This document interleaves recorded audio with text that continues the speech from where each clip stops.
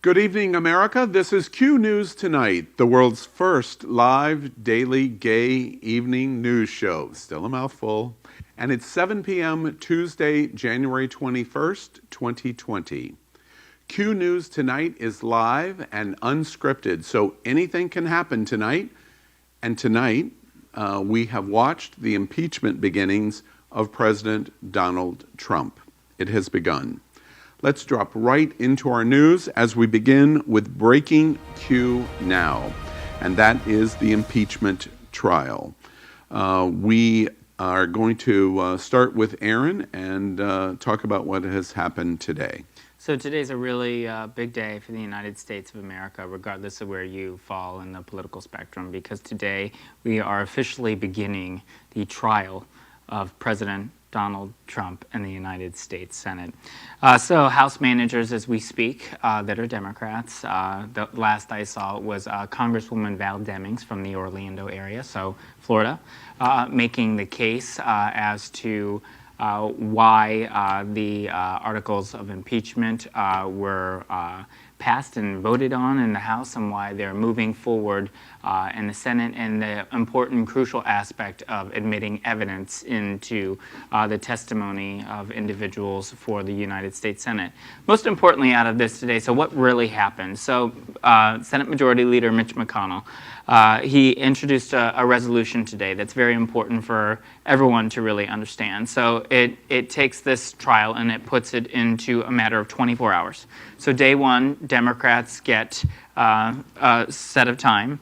Day two, the Republicans get a set of time. And then day three, it's split amongst Democrats and Republicans, where members of both sides will be making their cases to United States senators on both sides of the aisle in regards to the alleged conversation that happened between Ukrainian President Zelensky and President Donald Trump. Well, that was a change. That was an impromptu. I watched a big portion of the hearing today. Originally, it was going to be two 12-hour sessions, and now he hand-wrote last minute much of the talking heads, the political talking heads I watched today, said it was a warning sign that he didn't have the votes in caucus, even as early as this morning. Any word or understanding if that's true? I mean, and I think that could go back to the fact that this is what we're hearing. I mean, we don't really know whether or not this is true, but we do know that we are going to have one deflector on the Republican side, and that's going to be United States Senator Mitt Romney, right? Right, if only. But it's going to be Mitt Romney. So Democrats and Americans, really, because this is not partisan. This is supposed to be nonpartisan. This is supposed to be about protecting the fabric, institution of the United States of America, our democracy, and above all, the Constitution. So we need 3 more votes to be able to allow witnesses and further testimony into the United States Senate portion of the trial of Donald Trump. And I suspect that perhaps we might get those votes. Well, of course, breaking news today is a brand new poll out that is a very large poll that was done by CNN and partners that showed for the first time since the process began, 53% of Americans now believe that President Donald Trump should be impeached and removed from office. In the upper 50s percentile believe that he has obstructed the investigation. So the pendulum has swung significantly in terms of public opinion. And most importantly of all, 69% of Americans in this new poll say that testimony and evidence should be allowed in the Senate. And those are Republicans that are included in that poll too, that an overwhelming amount of them, whether or not they support the president being impeached or not, are stating that regardless of what they think, they do believe that testimony and witnesses should be admitted into the trial. Today is so historic. It is. I don't huge. even think it washes over us, especially in the LGBT community, of the importance of what we watched today. I mean, we watched a D-Day invasion or a Pearl Harbor Day invasion. This is going to be studied for years and years and years. Any other reactions about this is going to go on, and we're going to talk about it a lot at Q News tonight. But any other final reactions of the first reactions of what we've seen on day one? I hope that they will treat this trial, this impeachment trial, which is very different than a criminal trial, as the first. I know that there have been 2 trials before that have happened and that we have had different types of scenarios play out, which is why the witness question is even being called into question right now after Clinton. And I hope that we're able to evaluate this on a logical level based on 2020 and not precedents that were set at a time when it didn't matter. I'm sorry, go ahead. Well, you know, out of all of this, I think it's important to note that this process needs to be handled with due diligence, respect, and in keeping with our Constitution and protecting it, and realizing that Democrat, Republican, whoever, President of the United States, or even an employee at Starbucks, nobody is above the law. And if there are, for example, let's say you or myself, we're subpoenaed into a court of law and we ignore that subpoena, we'd be arrested. We would be arrested. And what I find absolutely reprehensible is the fact that a supermajority of these individuals who are United States senators, that are both Democrats and Republicans, come from a Juris Doctorate background. They have a law degree, and they know this. And I'm sure in the very crucial points of their careers and working as attorneys, that I'm sure they have handled 1 or 2 or 5 or 10 subpoenas. And if somebody doesn't answer a subpoena, then they will be jailed. And there is no special circumstance, there is no presidential privilege to this, or any of the individuals that work within the Trump administration. That if you are subpoenaed, you need to answer that subpoena and you need to go testify. And Mitch McConnell has a moral obligation to the Constitution of the United States that he has sworn to protect and defend no matter what, and a nonpartisan basis, to allow these witnesses to say their firsthand, because that's what's so crucial about this, their firsthand experiences and in knowledge centered around this alleged Ukrainian phone call between President Donald Trump and Ukrainian President Zelensky. Well, it is Tuesday, January 21st, and we're just into the 3rd week of Q News tonight. I can't imagine a greater, more important day than what we've watched today, with the possible exception of November 3rd, 2020. I cannot imagine anything bigger. Election day this year. Yes, election day this year, and of course we're going to follow. We open the evening news tonight as our breaking Q News as the impeachment trial has begun. At Q News tonight, of course, we don't edit the news, and we thank you for joining us tonight. I'm your anchor, Al Ferguson, and these are my co-anchors, Aaron Darr and Napoleon Plays. And we suggest to you that we ask the question, are LGBT voices important to you? Can the news of the world have a gay community perspective? Does our gay cultural stories impact you or your friends and your family? If you, like us, think that the answer is a resounding yes, then like and subscribe to Q News Tonight on YouTube and Facebook. Start a watch party as it supports the gay community, because we're going to talk about all kinds of news stories, and we show you here, in fact, Napoleon prepared it, on how to do that. Watch this. When viewing our live show in your app, please click share. After clicking share, your screen should change and you can then click watch party. On the next screen, you can write text to your viewing audience and then click start watch party. You've done it. Enjoy your party. Q News Tonight is part of the Happening Out television network, and we are the daily news for the LGBT community. But you can also watch the best of entertainment live every Monday night at 8 p.m. on happening.fun. I do that show with Napoleon. We have a lot of fun, and we encourage you to tune in and see what's going on there. We are also part of the most popular live gay TV show in the entire world. Every Wednesday night at 8 p.m. It'll broadcast tomorrow night, and it's called It's Happening Out. It's The View, but a whole lot gayer. And so we encourage you to join our talk show there. And finally, we tell you that we are broadcasting tonight from our set in the middle of the World AIDS Museum and Education Center in Wilton Manors and Fort Lauderdale, Florida. And all three of us, Aaron and Napoleon and I, but especially me, joke we are coming from the gayest place on planet Earth, and tonight at Q News Tonight, we are going to prove that. So let's jump into our big headlines of the day.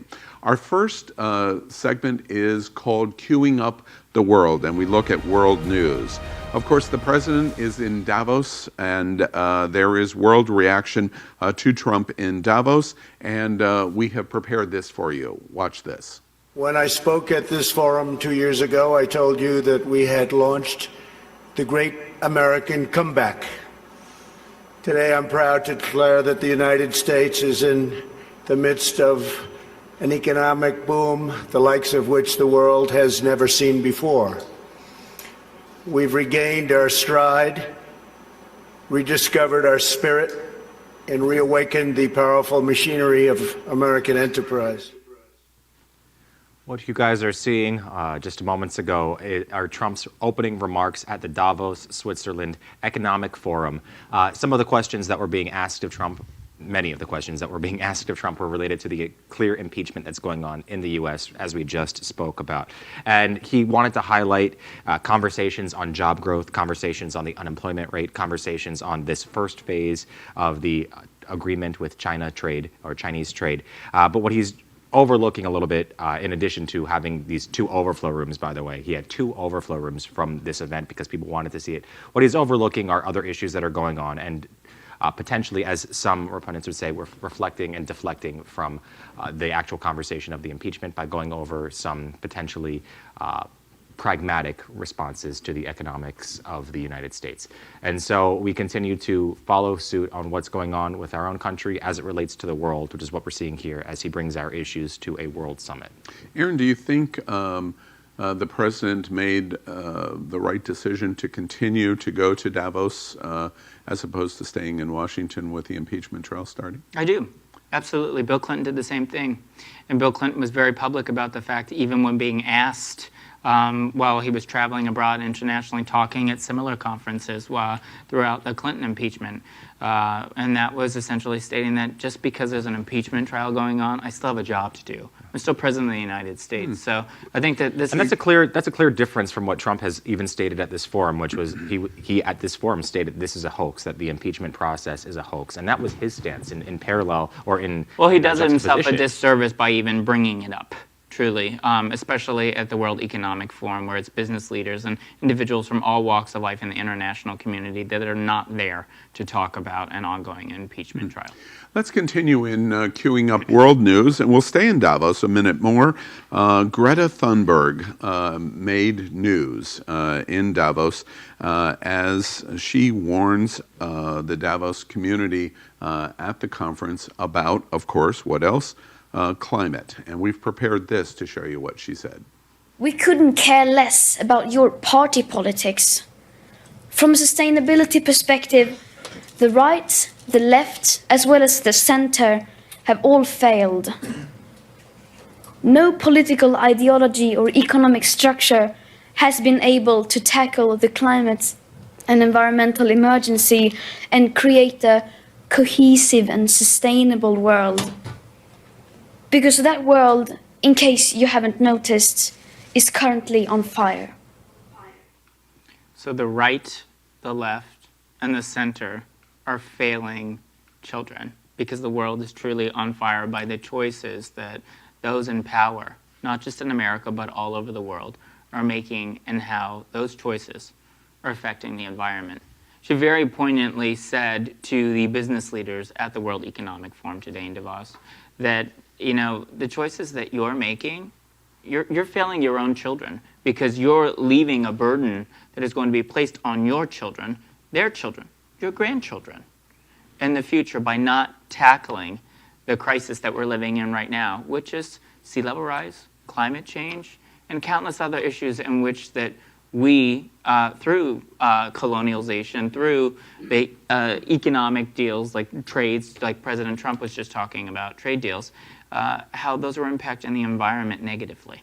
I'm curious, first, do you think that the LGBT community cares about climate to the degree that we should? Is your feeling, in terms of what you read and watch in our community, are we on the cutting edge of climate? I don't believe so, and I mean, I might regret making this comment, but I don't believe that the LGBTQ community cares enough about politics and public policy and legislation.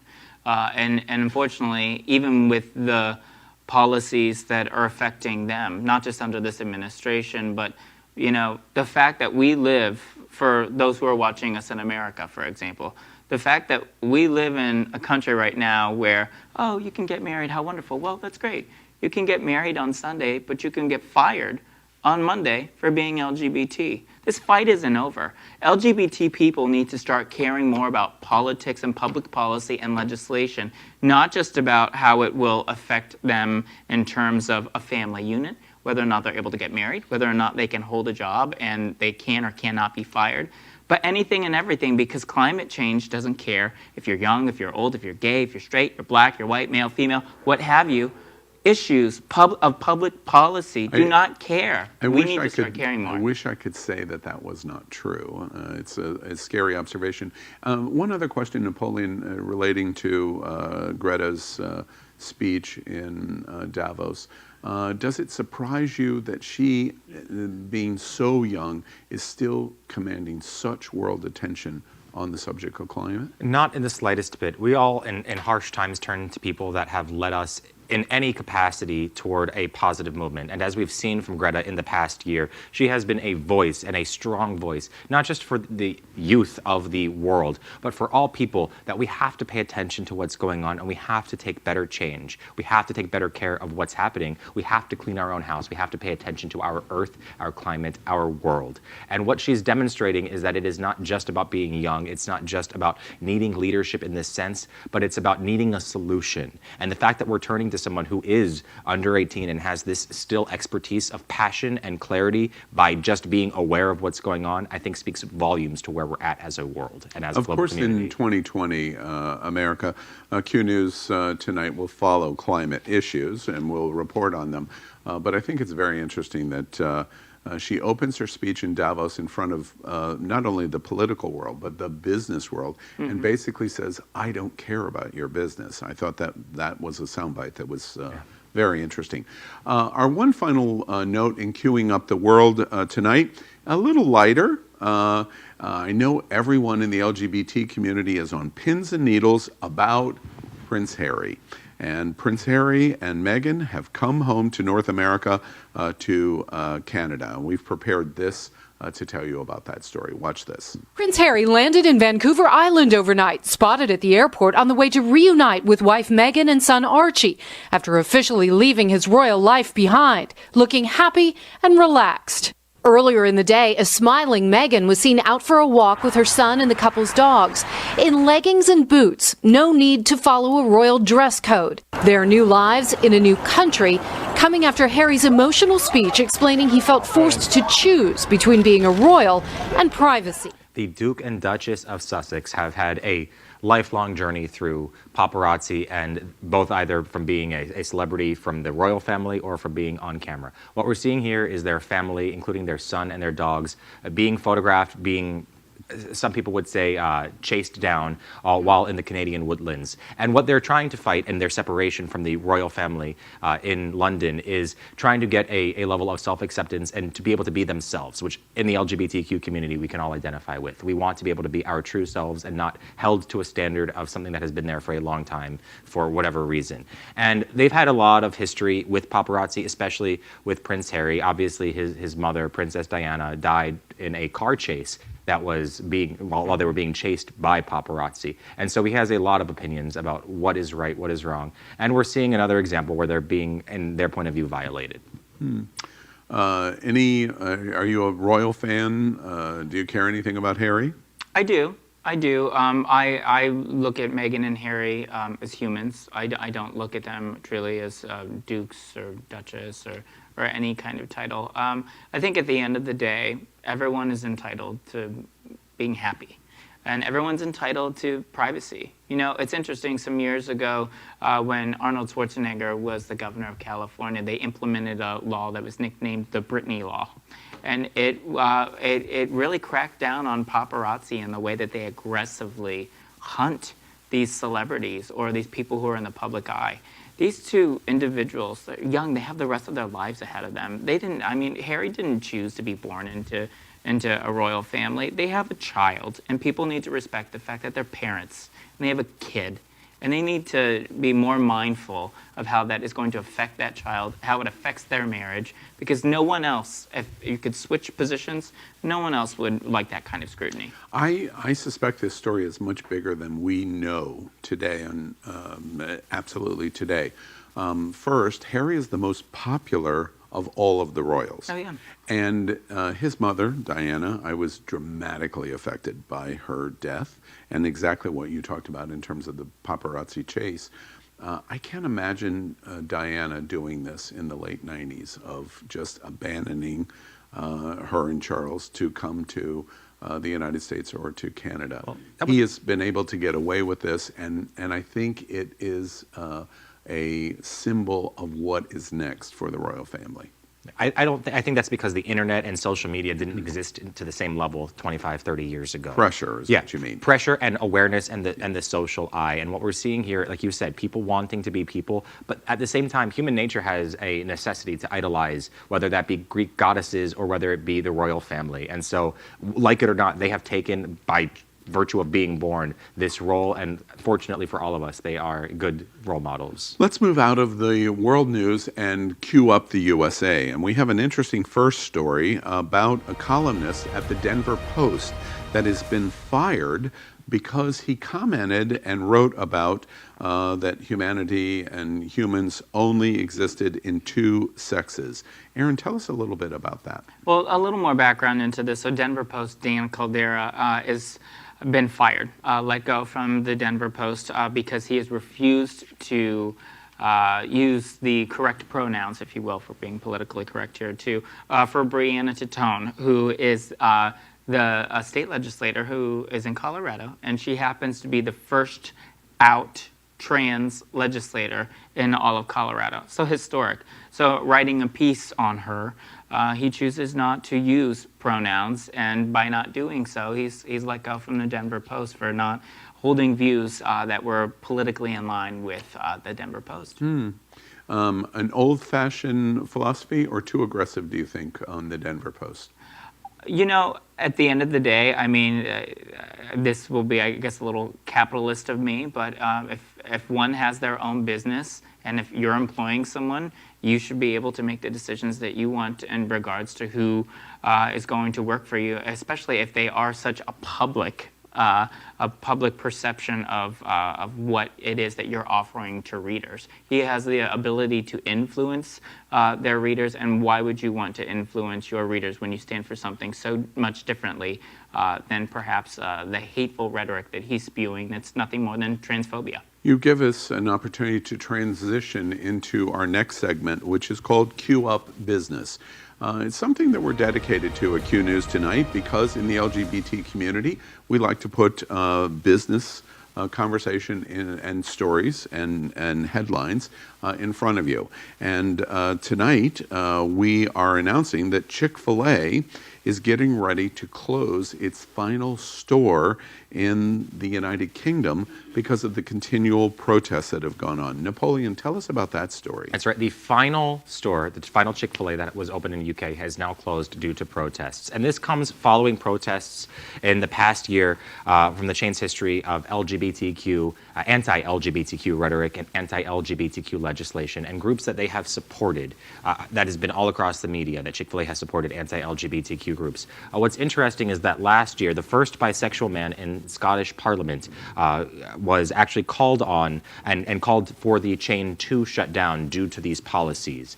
And he wanted to deter travel as well as the organizations that were involved from putting forth visiting Chick-fil-A due to its anti-LGBTQ nature and what it did for human rights.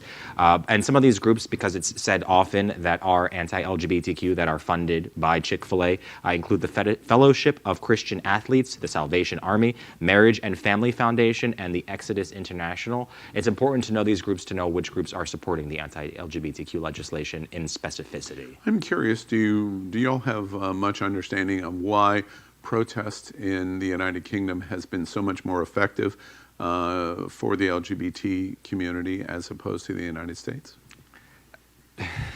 It's difficult to answer that without being a little bit dismissive of our own government, because it does cause a little bit of dismay in my own self to think of that. I don't see protests being effective in this country, which is why we haven't had any sort of gun regulations put into place. And that's part of the problem that we experience, is that the voice of the people is not always heard. Well, when we're talking too about the LGBTQ community, let's talk about two of the major political parties and players in the United Kingdom, and it's the Labour Party and it's the Conservative Party. And for the Conservative Party, neither party really wastes a lot of their time, if you will, and I use that word intentionally, wastes a lot of their time talking about social issues and legislating against things like reproductive health care, so abortion services, or whether or not someone can or cannot get married or what have you, anything to do with the LGBT community. They don't really touch those issues. You know how they feel to a certain extent on both sides of the political spectrum of left and right with Labour and Conservative, but they don't spend a lot of time doing that. And when you do see people that particularly probably wouldn't support something like gay marriage in the Conservative Party, they are supportive of people being inclusive and tolerant. But again, like I've said yesterday, there's a difference between tolerance and acceptance. So when you have that support on both sides, I think it makes protests like we've seen throughout the United Kingdom successful. Well, for sure. It's Happening Out, the world's most popular live gay TV show, the talk show has covered Chick-fil-A over and over and over again. And we report tonight that the final Chick-fil-A in the United Kingdom has closed. It brings us into our next segment of Queuing Up Entertainment. A little lighter now. Let's talk about a little lighter things, even if there can be some edge to them. Controversy has broken out in the United Kingdom because of the first RuPaul Dragcon.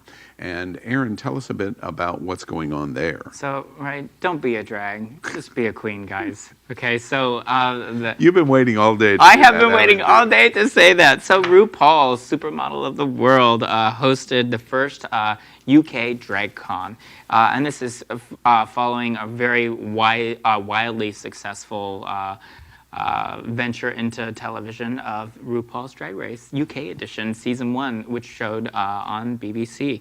And at the Olympia Exhibition Hall in Kensington, there were between it's a hall that fits 4,000 to 10,000 people. And unfortunately, the vendors, as well as RuPaul's Drag Race and everyone who participated in putting the inner workings of the actual event together, really underestimated the power of RuPaul and how widely popular this is, because for hours upon hours in the cold weather, there were over 3,000 people waiting outside to get in that never got to get in. So fortunately, RuPaul's Drag Race is actually refunding those individuals who were not able to see the queen herself or any of the other queens.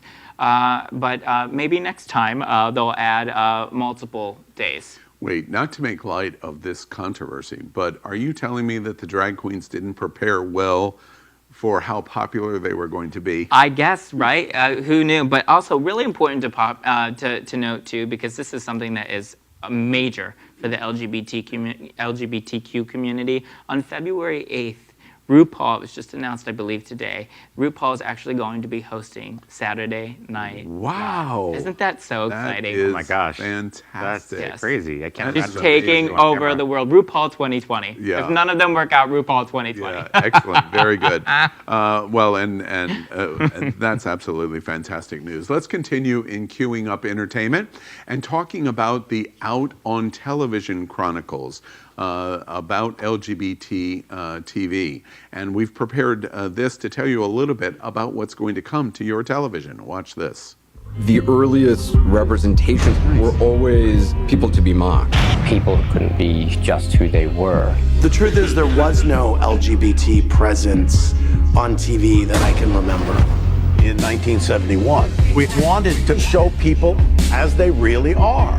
In all that time, did I ever mention a woman? It's the first We're coming time to ever Napoleon. on an American sitcom that a character came out and said he was gay. On Valentine's Day, February 14th of this year, Apple TV premieres a 5-part series, a documentary series called Visible, out on television. And we just saw the first promo that they have launched for that series. It has been called a love letter to the power of television in moving the needle towards LGBTQ acceptance. And what we're seeing right there are different clips from series history that showcase LGBTQ or LGBTQ actors telling the story. The phenomenal part of this series, which has names that have been known for ages, Wanda Sykes, Wilson Cruz, and not the one that you might know, but Ryan White, who is a producer, including for the Dr. Ruth documentary, are all involved. And the people that took this risk to tell their story are the ones that are being highlighted, not those that have told the story and aren't a part of the LGBTQ family. Any thoughts about the viewpoint that the world has in American television on the LGBT community? Any other thoughts that you want to? Well, our number one export in America is media. And so what we decide to create here, what we choose to put forth to the global community is impactful. And so to see a series just as this one highlight the courage that it took for a lot of these individuals to come forward with their actual story is actually revolutionary, because we need to remember not just who they are, but why they took the stand, especially as we see politics evolving as they are today. Well, as somebody that has an Apple phone sitting here at the table at Q News tonight, I can't wait to see this special. We finish our last Queuing Up Entertainment story tonight talking about Little America. And this documentary is coming, exploring LGBT refugees that have come to the United States. And Aaron, tell us about this new documentary, what's going to happen. This is really exciting. With wake of everything that's going on, in particular in the United States right now, in regards to immigration. I'm happy to see a series like Little America exist, because what it does is it dramatizes the experiences of immigrants all over the world and their plight in coming to America, and why they're coming to America, and why immigration is so important. So director Stephen Dunn, a lot of us might know him from having directed, produced, and being very involved with the reboot of Queer as Folk. And this is going to be airing on Apple Plus on January 17th. So very important, and in sharing your stories, you perpetuate an idea about how important common sense immigration reform is to the wider spectrum of society. Interesting. I'm looking forward to seeing that also.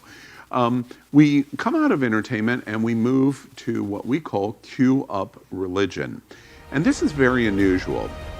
Q News Tonight, when we began, it was very controversial among our production of even including religion in some of our news stories. And we have been committed to it, and we are tonight again in Queuing Up Religion. Over the weekend, Mike Pence went to a black church and spoke in a church, and it was simulcast, broadcast by the White House. And then an anti-gay sermon took place in conjunction, side by side, to Mike Pence. And we've prepared this video for you. Watch this. And it's also an honor to be here on behalf of the President of the United States. And what is the devil trying to do? Destroy the foundation. Trying to destroy the foundation of marriage. Two men can't have a baby, y'all. It's a demonic spirit that causes another woman to want to lie with another woman. Somebody said, if you want to know what God made you, when you go to the bathroom, just check your plumbing. I'm now here to introduce our brother, the 48th Vice President of the United States, Vice President Mike Pence. This past Sunday in Memphis, Tennessee, we see Mike Pence, Vice President of the United States, going to a church service that was streamed on the White House YouTube channel. He stated, or rather the pastor that was speaking stated, that homosexual attraction is due to demonic forces, and that the devil is trying to destroy family and the institution of marriage. This is the co-founder of the church. His name is Jerry Wayne Taylor, as we see him speaking in the background right now. And he has stated all sorts of things related to the LGBTQ community, including that nature has never seen a gay animal, which is of course absurd because over 450 species have been reported as having gay actions, which is completely contrary, as he states, to nature. What's of some degree of note to write here for YouTube is that they did end up taking the stream down after it already received over 1.2 thousand up likes and 2.6 thousand down likes. So we are seeing how the American populace and the world populace is reacting to YouTube's stream. Our political guy, any thoughts about our vice president? You know, watching this, I mean, this doesn't surprise me. I mean, come on. You know, our vice president supports gay conversion therapy, and we know how dangerous that is, especially to children in their early childhood development years. But what I really want to touch on in the story is the sermon itself. You know, I was born and raised Baptist for 19 years of my life, and what I find so frustrating, especially about the fact that this happens to be an all African-American church. I imagine probably a Baptist church. Yesterday was Martin Luther King Day, okay? Memphis. Yes. Yesterday was Martin Luther King Day. Yeah. MLK talked a lot about how an injustice towards one individual is an injustice towards others. That's equality for all, regardless of who you are, where you live, and yes, even who you love. So when I see that, you know, I often wonder to myself, you know, I have no problem being there and standing on the front lines for my black brothers and sisters and the Black Lives Matter movement and countless other facets of society because of the racial inequality that exists in America and all over the world. However, I wish the favor would often be returned from the black community towards the LGBTQ community, and unfortunately, all too often, we don't see that. You said that beautifully. The fact that the color of your skin, just like they've described there, the color of your skin, not the content of your, or by not the color of your skin, but the content of your character, was part of the famous Martin Luther King speech. Mm-hmm. And what we're having the problem with here is that people see your skin color as an immutable state, as something that can't be changed, but they don't see sexuality that way. And as soon as we can see that parallel, then maybe more of the community will actually be on board. And what's so frustrating about watching this video is that man, I could sit down with that man right now. And regardless of what his politics are, I have a lot more in common with that man, with that Baptist preacher that's saying that being gay is a sin, blah, blah, blah, blah, blah. I have a lot more in common with him than that separates he and I. It's an awesome soundbite because it's the value of Q News tonight. Already this week alone, we've reported that the top opposition to lesbians is women. The top opposition to gay men is toxic masculinity, and now in this instance, for Black LGBT America, it's in their own community. It's very, very interesting. This is really frightening because we're on YouTube right now. The fact that the White House, our governing body, chose to display this on streaming on international television is terrifying to me. That shouldn't surprise you because you know what, like Maya Angelou said, when someone shows you who they are, believe them. And this administration continues to show us who they truly are. One interesting example of how things can change, however, is coming out of entertainment and queuing up sports. Another thing that we're proud of at Q News tonight, the LGBT community is passionate about sports. Some people might be surprised about that. And we live in South Florida, right? Yeah. And in just a couple of weeks, the Super Bowl comes to South Florida. Very excited about it. And with the playoffs over the weekend, the first LGBT coach in Super Bowl history has occurred. And we've prepared this to show you a bit about that story. Watch this. This is pretty cool. This woman is Katie Sowers. She's an offensive assistant coach with the 49ers. Now, she's going to make history as the first female and openly gay person to coach at the Super Bowl. Sowers has spent 4 seasons in the NFL. She joined the 49ers back in 2017. The 49ers will take on the Kansas City Chiefs in the Super Bowl on February 3rd in Miami.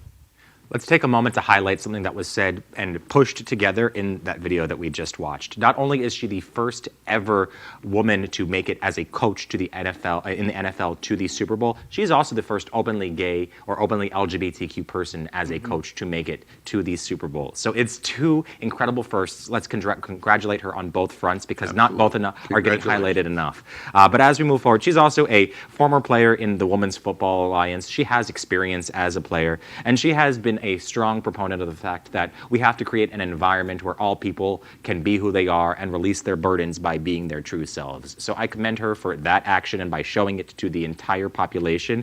We look forward to the San Francisco 49ers facing off against the Kansas City Chiefs on February 2nd here in the Super Bowl in Miami. Aaron, you much of a football guy, are you? Well, I can tell you on February 2nd, I just cannot wait. Some people call it the Super Bowl. I call it the J-Lo concert. So I'm really looking forward to it. And Shakira will be there too. The joke, I guess so. And the joke is very, very good. I thought it was interesting. We talked about this before we came on the air tonight. I think it's interesting that most of the major media outlets in America today are reporting the news of this historic news as her being female. There is virtually no focus or mention at all of her being LGBT. She's even commented this afternoon, wait, I'm a lesbian. And she's even pushed the concept. And also of note, she was the first openly gay LGBTQ person in the NFL as a coach entirely. So it's not just to make it to the Super Bowl as a coach. She's the first openly LGBTQ coach in NFL history. Something tells me that there might have been some other... Openly. I know, openly, but behind closed doors. Yeah. Well, on behalf of everybody at Q News tonight, we congratulate this historic moment for the Super Bowl, and how wonderful it's coming to South Florida. Yes. And we get to see her here in South Florida. We move into our next segment in headlines, which we call Vote 2020, which is political in nature. And Hillary Clinton is in the news, and she has unloaded on Bernie Sanders. We've prepared this for you. Watch this. Clinton sat down with The Hollywood Reporter to talk about her new Hulu documentary series entitled Hillary, set to premiere at the Sundance Film Festival. The Hollywood Reporter noted that in the documentary, Clinton says that Sanders, quote, was in Congress for years. He had one senator support him. Nobody likes him. Nobody wants to work with him. He got nothing done. He was a career politician. It's all just baloney, she said, and I feel so bad that people got sucked into it. The Hollywood Reporter asked if that assessment still holds, to which Secretary Clinton replied, yes, it does. So the headline really out of this story should be woman who is berated with misogynist attacks for decades states she dislikes one man.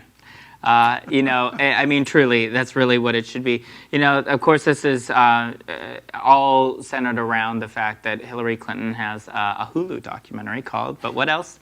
Hillary. And it's going to be coming out on Hulu on March 6th. It's going to be premiering very shortly at the Sundance Film Festival. So in that documentary, it really chronicles Hillary Clinton, her life, her marriage, her public, private life, all of that, even the moment in which she found out that she was not going to be winning the election in 2016, which I'm very... I'm not thrilled to watch that, but it will definitely be a very humbling experience to watch that as well. But she goes in depth talking about the fact that Senator Bernie Sanders, her 2016 primary opponent, which of course now he's running for the Democratic nomination in 2020, he was not someone who particularly was helpful to her cause in making sure that she won the general election against President Trump, and stating that he's very hard to work with and people don't like him. What is your reaction of the news of the release of this interview? Of course, it's probably happenstance and timing, although probably not the Hulu special, of what has happened in the last 10 days to Bernie Sanders. How does it wash up? And you mean with Warren? With Warren, yeah. With Warren. Well, exactly. I think that I think part of it might be a coincidence, but I think at the same time, I think this is Hillary's way of saying to Bernie Sanders that, Bernie Sanders called her unqualified and questioned her experience in 2016. That's 2016. Let's fast forward to 2020. Bernie Sanders is having conversations with a leading candidate for the presidency of the United States for the Democratic nomination, a woman who, mind you, in the state of Iowa, she's ahead of him. He's in 4th, she's in 2nd, saying that a woman can't be president of the United States in 20... That's speculation. Hold on, no, we can say it's speculation. But it is speculation. Well, we can say that that's speculation all you want, but yeah, you might as well sit here and call Elizabeth Warren a liar in front of our audience. Well, that's exactly the conversation that they're having. And that is the conversation. Right now, and that's they're the saying it's a he said, she said. Exactly, and I choose to believe women, because I think all too often their voices have been silenced, and their history has been a history of silence. And I'm going to choose to believe Senator Warren on this, because having seen what Senator Sanders has said about women in the past, going all the way back to his years in college and essays that he's written on women, blaming them for rape due to a lack of them having orgasms, and that why women have sex with men. They fantasize about being raped by 3 men simultaneously at one time. And then, of course, going on to the things that he said about Hillary Clinton, the Democratic primary in 2016. I don't think this is all that far-fetched. I think that Bernie Sanders is a misogynist. And I'm glad to see Hillary Clinton bringing attention to the fact that he is that he is a very hard person to get along with and to work with, which was seconded by former United States Senator Claire McCaskill this morning on Morning Joe. But it's still all opinion. And everything that we do in these segments are opinion after we finish the news headlines. We continue in Vote 2020 to talk about, in our own backyard, about Donald Trump and Mar-A-Lago. And news has come out that Mar-a-Lago fumigated at Mar-a-Lago, the Florida White House of Donald Trump because of concerns of AIDS. And Napoleon, tell us a bit about that story. That's right. You just told us the story back or rather now in a new book called The Fixers, which details a lot of the information that Trump's dealings with different political candidates, with different lawyers that he's had in the past. It tells the story of Roy Cohn, who is stated as a fixer, as the book's title is named, who was a friend of Donald back in the 1980s and before.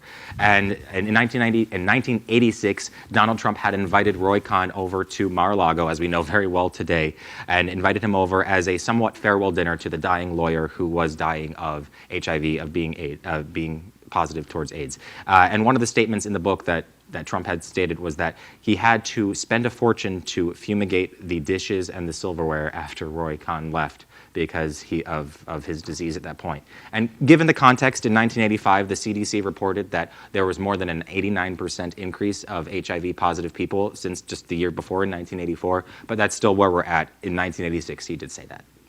And to kind of tie this into our last story, I think that, there's nothing here, unfortunately, the individual that we're talking about, his personal attorney some years ago in the 90s, has passed away. So for all we know, that this is speculation. We don't know whether or not that this is true. Interesting comment from you. Exactly. But to even go further into that, again, what you have said in the past is a very good indicator of perhaps the views that you hold in your present-day future. And I do believe that President Trump, based off of the things that he's done and the things that he said, that he probably did this. So we can speculate. We don't need to go back to 1986 for that. We can go back to 2016. We don't. All right. We are going to move on to Q Up Gay Culture. And at Q News tonight, we focus on things that can be very unique to our community. And there was a very interesting Reddit and conversation about if you were homophobic when you were young, how do you go back and apologize for it? And we prepared this for you to start this story. Watch this. Chad Michael Morissette says earlier this month, a guy he went to junior high with in Alaska reached out to him on Facebook. His name is Louis Amundsen, and he said that he was talking to his daughter about bullies when she asked him if he'd ever bullied anyone. Louis says, "What came to mind is how mean I was to you. I want to apologize." Chad Michael took the high road here, saying, "I'm quite moved by this. I hope you can proudly tell your daughter that you have also apologized for it and that we are good."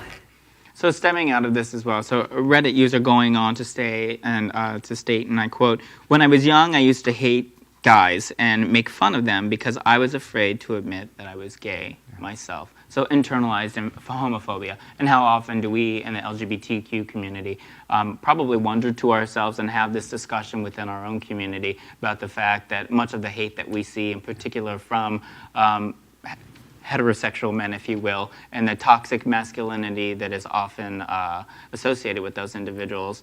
How do we feel that this is something in terms of the national conversation in regards to tolerance and acceptance of LGBT people?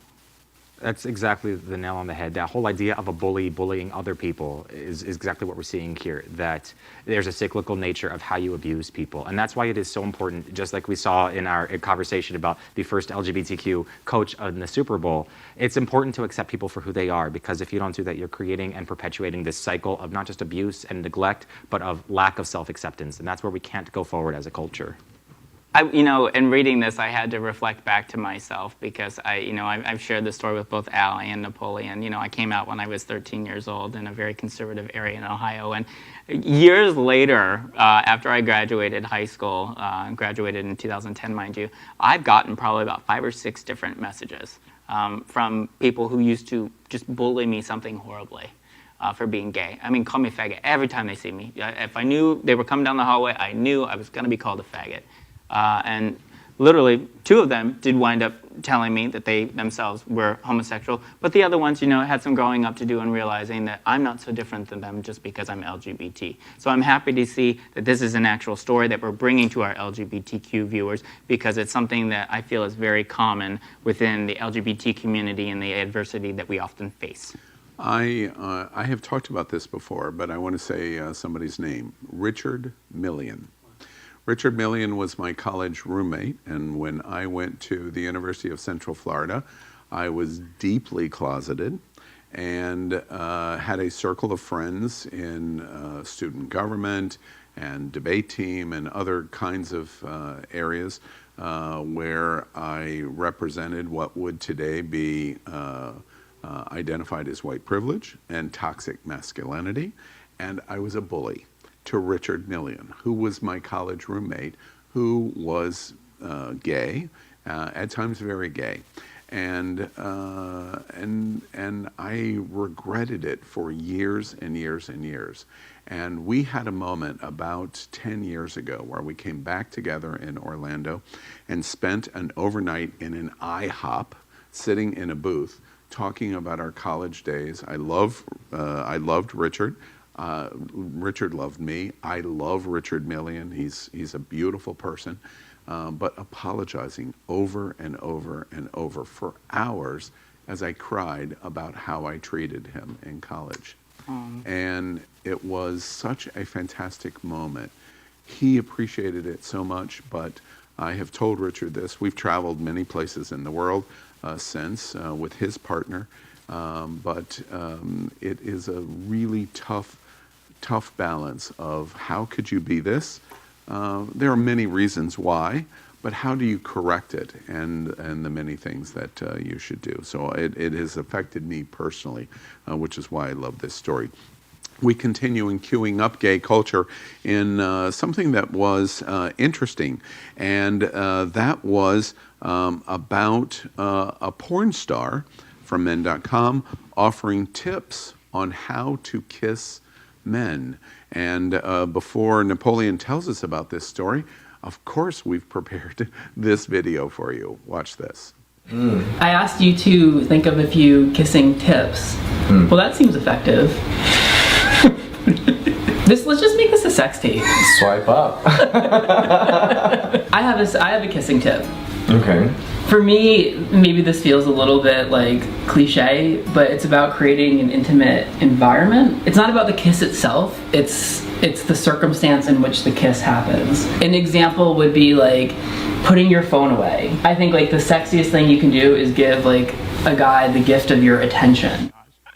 On camera, you are seeing shirtless YouTuber sensation Davey Wavy, as well as Men.com performer Diego Sanz. And Men.com is, of course, an LGBTQ, a gay porn site. One of the things that Diego Sanz actually stated in this 8-minute video, we saw a short clip right there, was that he feels like kissing is more intimate for him. So he would like it when he's having sex to not be much of a kisser. In other words, that kissing and sex are a little bit unrelated, and that one is physical and the other is a little bit more romantic, and that they don't relate to each other. One of the things that this video goes into are techniques for kissing, are whether eye contact is appropriate, how to have foreplay or anticipation, what the 8-inch rule is, it's not what you might expect, how to lead and follow, where to kiss, and how to nibble while you're kissing. I love the 8-inch rule. I'm curious to go Google it. I lost everybody with that comment right there. You did. What were you talking about? Well, it's okay. We're watching the video with boys. It's important to be connected to your sexual identity, and that's one of the things that they're representing on camera as a YouTube and porn actor, is how important it is to have a healthy self-acceptance of your sexuality. Are you a fan of men.com? I have seen it. I am not honestly all that familiar. Okay. Are you a fan of men.com? I'm going to take a pass. Okay, all right. Well, of course, we are very proud at Q News tonight. I am quite sure that this is the only media outlet in the entire planet tonight that is doing a Queuing Up Gay Culture segment and talking about tips from a porn star about kissing other men. And we began with breaking Q news on impeachment, and now we have done this. So you can see the value of Q News tonight. And we do a shout out to Davey Wavy. I think we thank him, and he's a very interesting personality that all of us at Q News tonight are following. We finished tonight's show with good news. And it's something that we're committed to in showing you something that we think is fun. And tonight we want to show you a little short viral TikTok video that took place that turns out to be, perhaps, a gay love story. We've prepared that for you. Watch this.